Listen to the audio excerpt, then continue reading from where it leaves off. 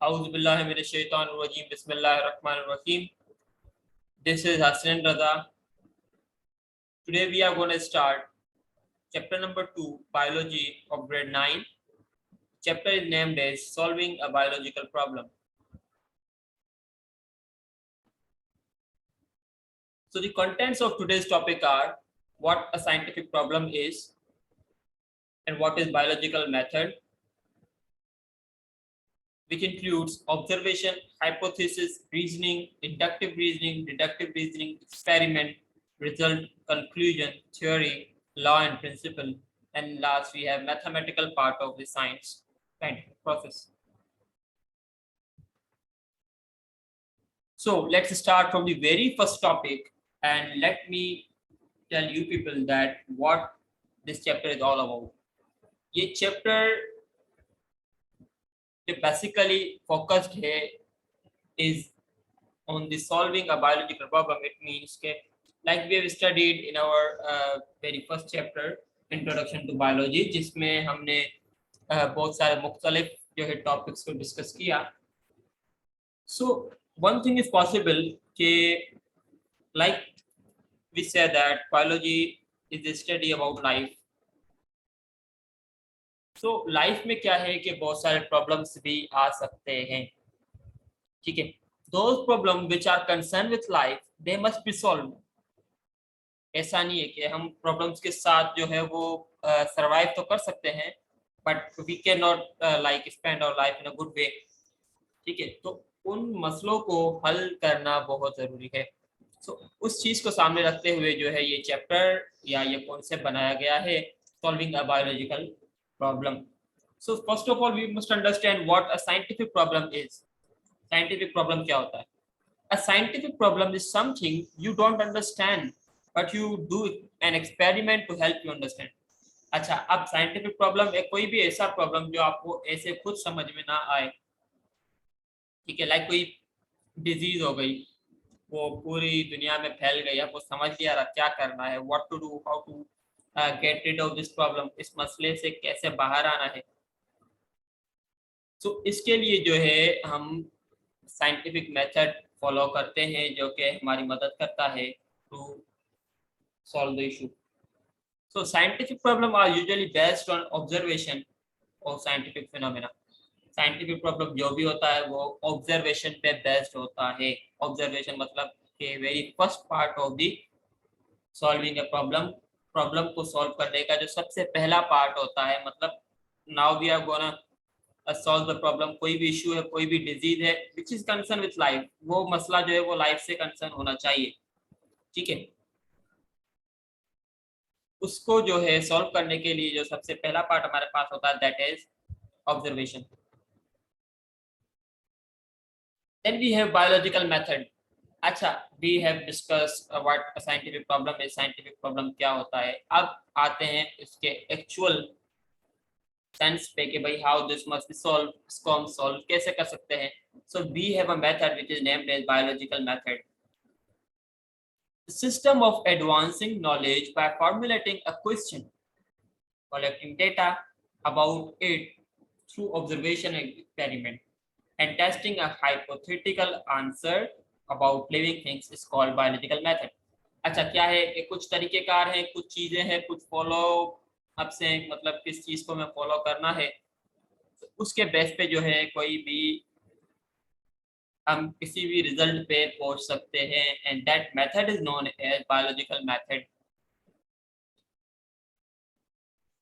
So here we have a diagram which is showing about the topics, about the concept, about the knowledge which is included in biological method. First of all we have biological problem, मतलब कोई भी मसला जो life से related है. ठीक है, then we have related observation and previous knowledge. अच्छा, related observation मतलब उस प्रॉब्लम के हवाले से related observations क्या हैं. इट मीन्स के मतलब उसको जब हम पहली नज़र में देखते हैं तो व्हाट नॉलेज वी गेट, हमें फर्स्ट साइट में हमें उसके बारे में क्या क्या पता चलता है, that thing is known as observation. And previous knowledge, और ऑब्जर्वेशन का एक और पार्ट है दैट इज प्रीवियस नॉलेज. मतलब हम इसके हवाले से अगर कोई हिस्ट्री है उसकी या कोई नॉलेज इस किसी और के पास है तो हम उसको भी सामने रखेंगे। Then we have hypothesis once we get observation. अच्छा, ऑब्जर्वेशन के जो दो पार्ट्स हैं, एक होती है क्वालिटेटिव ऑब्जर्वेशन, दूसरी होती है क्वांटिटेटिव ऑब्जर्वेशन। क्वालिटेटिव ऑब्जर्वेशन में हम क्या करते हैं, just we use our five senses, and quantitative observation में we use different instruments to calculate different results. ये चीज हम डिस्कस करेंगे डिटेल में ऑब्जर्वेशन नेक्स्ट टॉपिक में। Then we have hypothesis. Hypothesis क्या है, एक बार हमें ऑब्जर्वेशन मिल गई तो उसके बाद हमें एक गैस करना पड़ता है, एक अंदाजा लगाना पड़ता है कि भाई इस ऑब्जर्वेशन को हम किस तरीके से जो है मतलब इस ऑब्जर्वेशन से हमें क्या अंदाजा लगा कि भाई इस मसले का हल क्या हो सकता है या इस मसले की वजह क्या है। Then we have to explain hypothesis. अच्छा, एक बार अंदाजा हमारा लग गया, अंदाजे के बाद फिर उसको हम एक्सप्लेन करते हैं बाय रीजनिंग। मतलब ये भी अंदाजे का पार्ट है, inductive reasoning and deductive reasoning. हम जो है वो जब टॉपिक्स पे आएंगे डिटेल में तो मैं आपको बताऊंगा कि किस तरीके से हम अंदाजे को किस तरीके से डिटेल में ले जाते हैं। Then we have experiment. इसमें हम डिफरेंट इंस्ट्रूमेंट्स यूज करते हैं, ब्लड टेस्टिंग होती है। यहाँ पर जो हमारे पास इस चैप्टर में जो हमारे पास केस डिस्कस है वो डिस्कस है मलेरिया का। अब तो हर कोई फैमिलियर है भाई मलेरिया क्यों होता है और उसका जो है वो हल भी आ गया है, उसकी मेडिसिन वगैरह, वैक्सीनेशन, व्हाटएवर। सो वो सारी चीजें आ गई हैं, but this is all about कि भाई जब मलेरिया नया नया आया था तो क्या सूरत हाल थी और किस तरीके से इसको टैकल किया गया। उसके लिए एक्सपेरिमेंट किया गया, कुछ और चीजें जो है वो की गई। Then we have data collection and data analysis. भाई अब एक्सपेरिमेंट के बाद क्या हुआ, एक्सपेरिमेंट के बाद कुछ टॉपिक्स हैं that include result, conclusion. Conclusion के बाद फिर उसका थ्योरी आती है, थ्योरी के बाद लॉ एंड प्रिंसिपल आता है। ठीक है, एक्सपेरिमेंट के बाद फिर डेटा कलेक्शन और डेटा एनालिसिस होती है। अगर आपका जो डेटा आपने कलेक्ट किया है वो आपकी हाइपोथेसिस से मैच करता है तो आप उसको आगे लेकर चलेंगे थ्योरी की तरफ। और अगर आपका डेटा जो है वो नहीं करता मैच हाइपोथेसिस से तो आप क्या करोगे, आप हाइपोथेसिस दूसरी बनाओगे। जब हाइपोथेसिस आप दूसरी बनाओगे तो ऑब्वियसली आपके पास उसके रीजन भी चेंज आएंगे। जब रीजन चेंज आएंगे तो उसका एक्सपेरिमेंट भी चेंज आएगा और आपको डेटा भी चेंज मिलेगा। जब डेटा चेंज मिलेगा तो फिर आपके पास फिर से एक ऑप्शन आ जाएगा कि भाई अब आपका जो है डेटा या आपकी जो नॉलेज है वो हाइपोथेसिस से मैच कर रही है या नहीं। अगर फिर नहीं कर रही तो फिर आप जो है न्यू बनाओगे, अगर मैच कर रही है तो आप उसको थ्योरी की तरफ मूव करोगे। Hope you understand this. Okay, let's move to the observation. के भाई ऑब्जर्वेशन क्या है। The first step to identify the reason of problem followed by a formulation of a question about what has been observe. मतलब क्या observe किया गया है, कोई भी इशू है, कोई भी प्रॉब्लम है, उसको देख के क्या ऑब्जर्व किया गया है। The solution of a biological problem start with an observation. कोई भी बायोलॉजिकल प्रॉब्लम हो उसको जो सॉल्व किया जाता है वो एक ऑब्जर्वेशन के बेस पे किया जाता है। सबसे पहले उसकी ऑब्जर्वेशन की जाती है। Your observation can be on anything from plant movement to animal behaviour. आपकी ऑब्जर्वेशन किसी भी चीज पे हो सकती है। मतलब आप किसी भी चीज को देखें और उसको एनालाइज करें कि भाई how it is looking like, इसकी अपीयरेंस कैसी है, वो मतलब इसका कलर कैसा है। If you can touch it, touch करने के बाद आपको इसका कैसा फील आ रहा है। If you can smell it, आपकी उसकी फ्रेगनेंस कैसी है। ठीक है, तो ये चीजें आ जाएंगी क्वालिटेटिव में, like sight, hearing, taste, touch and smell. ये पांच चीजें अगर फाइव सेंसेस यूज करके अगर आपको कुछ मालूमात मिल सकती है तो वो आ जाएगी क्वालिटेटिव ऑब्जर्वेशन। अगर आपको कोई इंस्ट्रूमेंट यूज करना पड़ रहा है, like the length of anything, the temperature of anything, the time consumption of anything, मतलब अगर ये चीजें पॉसिबल हैं तो ये सारी चीजें आ जाएंगी ऑब्जर्वेशन में। An observation is a statement of knowledge gained through the senses, qualitative, or through the use of scientific equipment that is quantitative. So, अच्छा, let me tell you one thing कि भाई यहाँ पर पूरी प्रेजेंटेशन में जो box में मैंने हाईलाइट करके चीजें लिखी हुई हैं इनका मतलब ये है कि भाई ये एक्चुअल केस डिस्कस किसका हो रहा है, मलेरिया का। This knowledge is all general कि भाई व्हाट ऑब्जर्वेशन है, ये ऑब्जर्वेशन की डेफिनेशन है।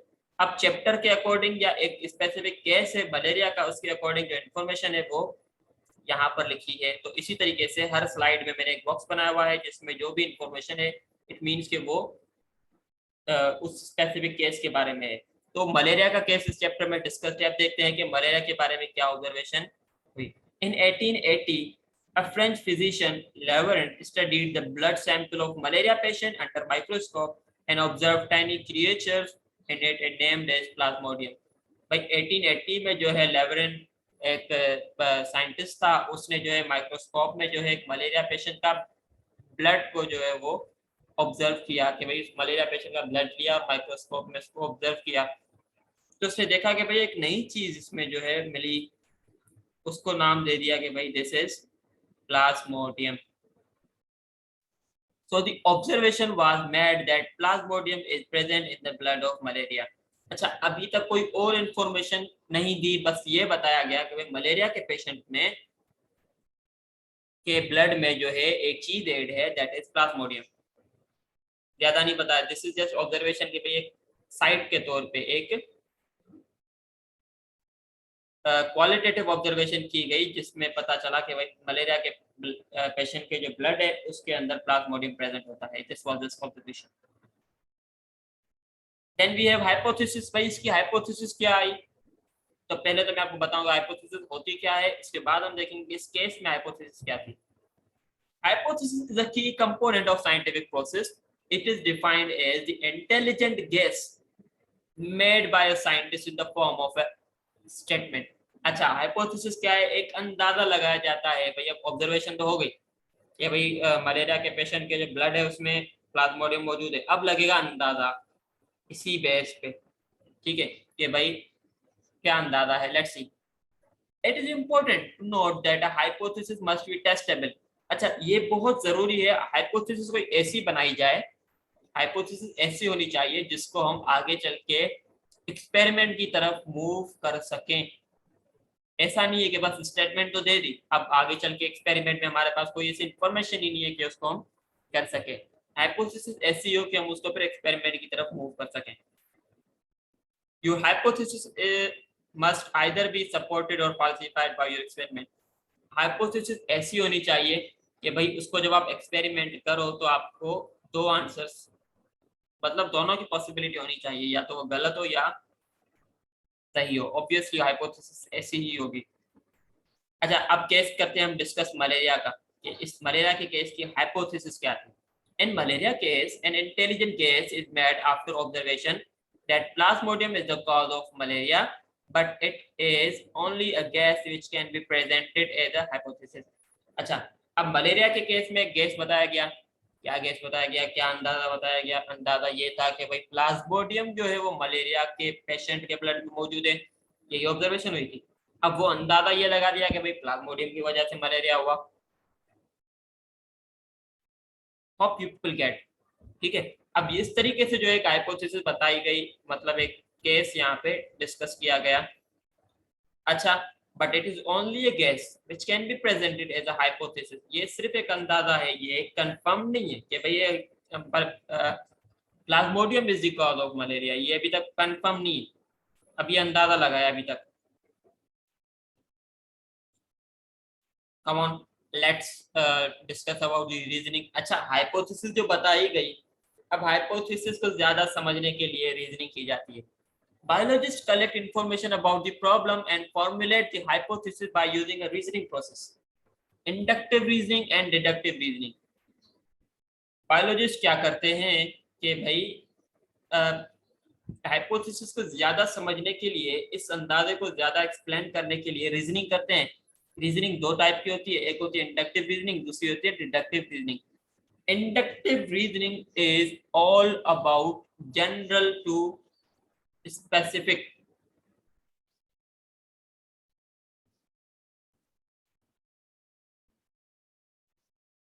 Sorry, specific to general. Inductive reasoning क्या होती है, स्पेसिफिक टू जनरल। मतलब एक स्पेसिफिक ऑर्गेनिज्म लेंगे आप, उसकी नॉलेज को हासिल करेंगे, फिर उसको आप मैच करेंगे ओवरऑल जनरली, इसको हम बोलेंगे इंडक्टिव रीजनिंग। और डिडक्टिव रीजनिंग में क्या होता है, जनरल टू स्पेसिफिक। मतलब एक जनरली आप देखोगे सब में क्या कैरेक्टरिस्टिक्स हैं, उसको आप स्पेसिफिकली एक ऑर्गेनिज्म के साथ मैच करोगे, इसको हम बोलेंगे डिडक्टिव रीजनिंग। अच्छा, इंडक्टिव रीजनिंग का एक मिसाल है, cells are observed in organism A. ये ऑर्गेनिज्म ए क्या है, यहाँ पर एक स्पेसिफिक ऑर्गेनिज्म है, ठीक है।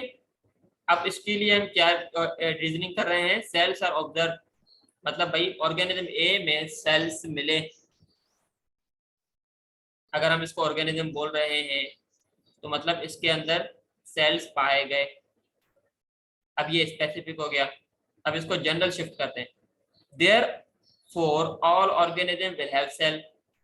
भाई अगर ऑर्गेनिज्म ए के पास सेल्स हैं, तो अगर कोई भी ऑर्गेनिज्म हो, ऑर्गेनिज्म बी हो, ऑर्गेनिज्म सी हो, ऑर्गेनिज्म जेड हो, ये सारे ऑर्गेनिजम्स, जब तक हम उनको ऑर्गेनिज्म बोलेंगे इट मींस कि उनके अंदर सेल्स मौजूद होंगे। Therefore all organisms will have cells. अब ये जनरल बात आ गई, पहले हमने ऑर्गेनिज्म ए की बात की, उसके बाद हम जनरल बात कर रहे हैं कि भाई सारे ऑर्गेनिज्म के पास सेल होंगे अगर वो ऑर्गेनिज्म है तो। Hope you understand. अब इसके केस के हिसाब से डिस्कस करते हैं। Plasmodium is observe in malaria patient. भाई प्लाज्मोडियम जो है मलेरिया पेशेंट में मिला, एक पेशेंट हमने डिस्कस किया, ठीक है, उसके ब्लड के अंदर जो है वो प्लाज्मोडियम मौजूद है। तो ये क्या चीज है, ये है स्पेसिफिक। अब आते हैं इसको जनरल की तरफ। देयरफॉर ऑल मलेरिया पेशेंट है प्लाज्मोडियम इन देयर ब्लड। इसी वजह से जिस जिस पेशेंट को मलेरिया है उसके ब्लड में प्लाज्मोडियम होगा।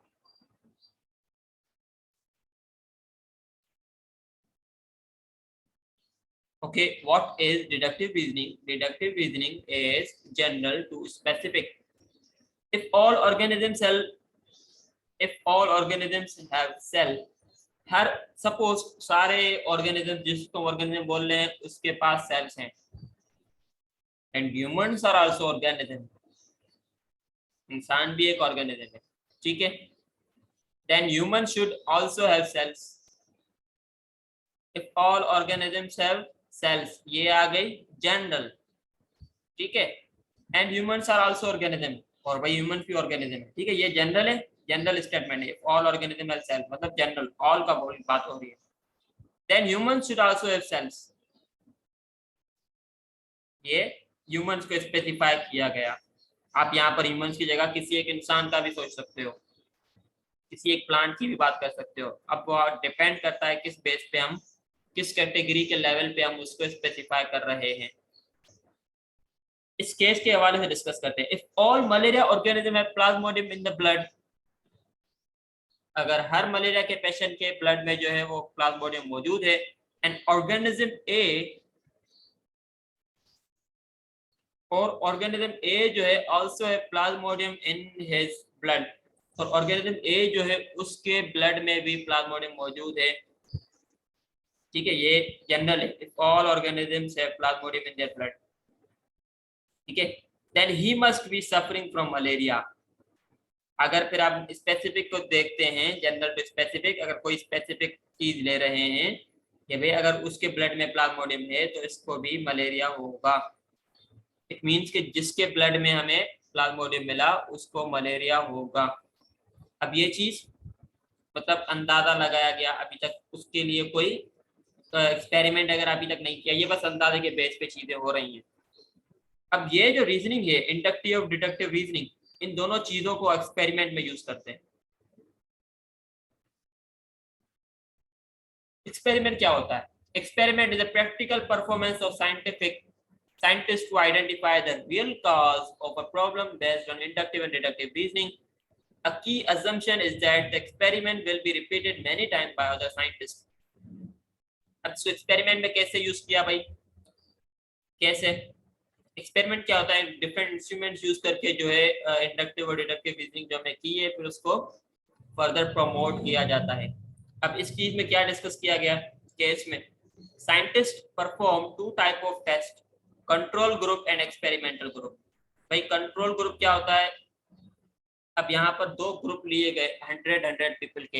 एक लोग वो जो नॉर्मल थे मतलब हेल्दी पीपल, और 100 पीपल वो जिसके ब्लड में जो है वो प्लाज्मोडियम पाया गया, ठीक है, मतलब मलेरिया वायरस, सॉरी। एक 100 पीपल का ग्रुप जो है वो नॉर्मल पीपल, हेल्दी पीपल, और 100 पीपल का ब्लड वो जिनको मलेरिया था। क्या किया गया, इनको जब एक्सपेरिमेंट किया गया तो पता चला भाई एक्सपेरिमेंट में इनका एक्सपेरिमेंट किया गया, their blood was observe under microscope. ठीक है, अब ये बस एक्सपेरिमेंट था। अब जब एक्सपेरिमेंट किया तो एक्सपेरिमेंट के दौरान हमें रिजल्ट्स मिले। इन रिजल्ट्स में क्या हुआ, the results are where you report what happened in the experiment. अब एक्सपेरिमेंट का एक्चुअल जो नतीजा निकला वो हमें रिजल्ट्स में पता चलेगा। That include detailing all observation and data made during experiment. उस रिजल्ट में हमें पता चलता है कि भाई उस एक्सपेरिमेंट में हमें क्या क्या चीजें मालूम हुई, क्या इंफॉर्मेशन मिली। Result verifies the hypothesis. Result जो है वो डिपेंड करता है हाइपोथेसिस पे, और हाइपोथेसिस की भी मॉडिफिकेशन हो सकती है रिजल्ट की वजह से।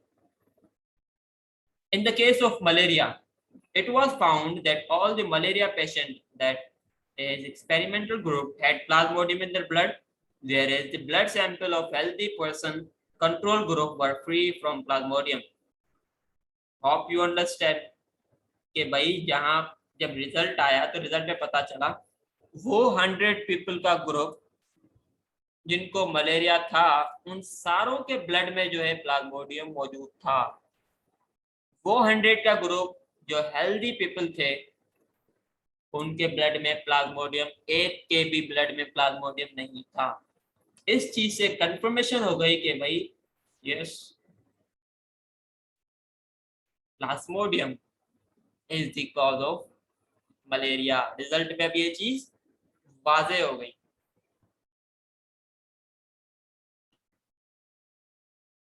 Then we have conclusion.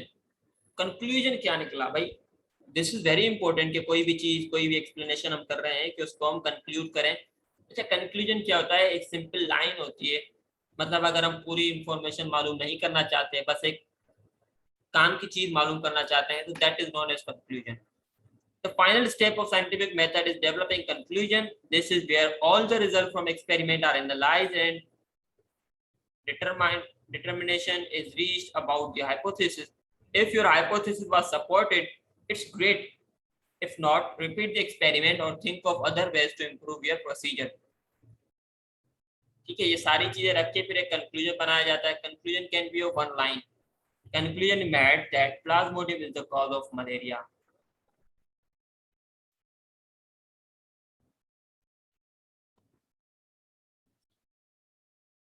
अच्छा, कंक्लूजन के बाद क्या होता है कि भाई अब ये चीज तो हो गई, भाई हमारा एक जो है एक्सपेरिमेंट जो है वो सक्सेसफुल हो गया। अब इसको फर्दर पब्लिशिंग या प्रमोशन के लिए जो है थ्योरी और लॉ को फॉलो किया जाता है।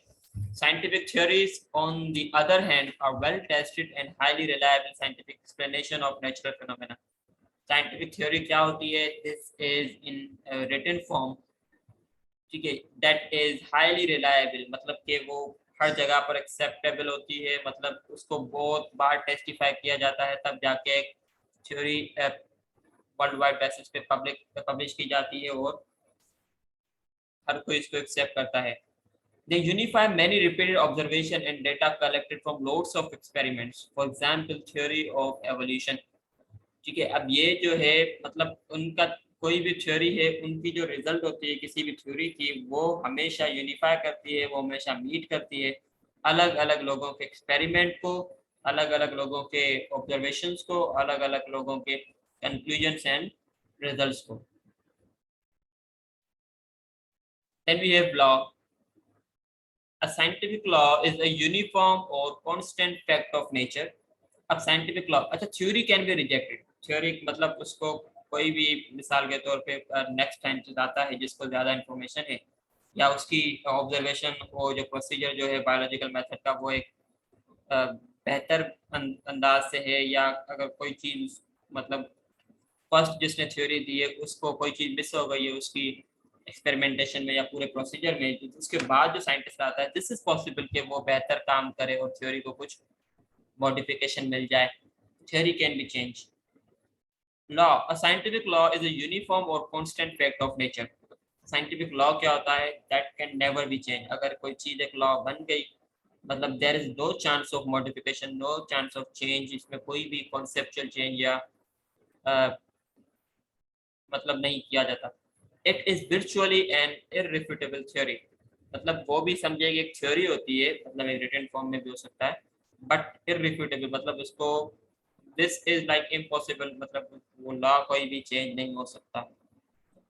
Biology is short in laws due to puzzling nature of life.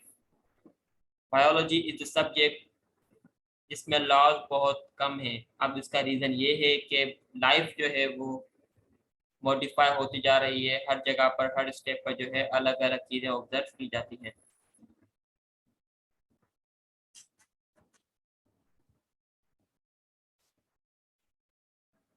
Okay, as we already discussed in chapter number 1, the relationship of biology with other sciences. Over there, we discuss about the biomathematics and biometry. तो यहाँ पर हम थोड़ा experimental base पे और application base पे देखते हैं कि किस तरीके से बायोमैथमेटिक्स या बायोमेट्री यूज होती है in the field of biology. Mathematical biology is a field of research that examines mathematical representation of biological system. One key role of mathematics in biology is the creation of mathematical models. अच्छा, mathematics का use क्या है biology में? The major role of biology, mathematics in biology is that this subject is used to construct mathematical models. अब mathematical models क्या है? There are equations or formulas that can predict or describe natural occurrence such as organism behavior pattern. अच्छा, हम mathematics में सिर्फ this is not only about the numbering and the digitization नहीं. Mathematics में graphical representation आ जाती है, pie chart आ जाते हैं, बार ग्राफ आ जाते हैं, तो ये सारी चीज़ें आ जाती हैं. अगर हम किसी भी चीज़ के इंफॉर्मेशन को इन the form of graphics represent करें तो ये भी एक एप्लीकेशन है बायोमैथमेटिक्स और बायोमेट्री की. Just like describe natural reference such as organism behaviour pattern. भाई अलग अलग रीजन्स में ऑर्गेनिज्म का बिहेवियर पैटर्न क्या रहता है. Population changes over time. Population changes over time मतलब लाइक 1990 से लेकर आज तक जो भी पॉपुलेशन चेंजेस आए उसको in the form of graph या in the form of pie chart हम उसको रिप्रेजेंट कर सकते हैं. This is the application of biomathematics. Structure of protein. Structure of protein, protein का स्ट्रक्चर कैसा है, तो ये चीज भी बायोमैथमेटिक्स में आ जाएगी. Height of living organism. Height अगर किसी ऑर्गेनिज्म की हम मालूम करें, this is also included in biomathematics. Population of endangered species, bacterial growth and so on, ये सारी चीजें आ जाती हैं बायोमैथमेटिक्स में. Finally, we can say that mathematics plays a critical role in better understanding the natural world. After this, we are able to say that कि भाई biomathematics जो है एक बहुत important role play करती है in understanding the life. This was all about the scientific problem and the solution, how these problems starts and how they are being solved. ये एक यूनिवर्सल पैटर्न है, ठीक है. Scientific solving a biological problem का जो हमने अभी procedure discuss किया, ये एक यूनिवर्सल पैटर्न है. अगर बायोलॉजी के हवाले से या लाइफ के हवाले से कोई भी प्रॉब्लम आज भी अगर आता है तो उसको फॉर्मुलेट करने के लिए, उनको सॉल्व करने के लिए यही प्रोसीजर फॉलो होगा. Thank you so much for watching. If you have any question, any query, any suggestion, you can comment me in comment box.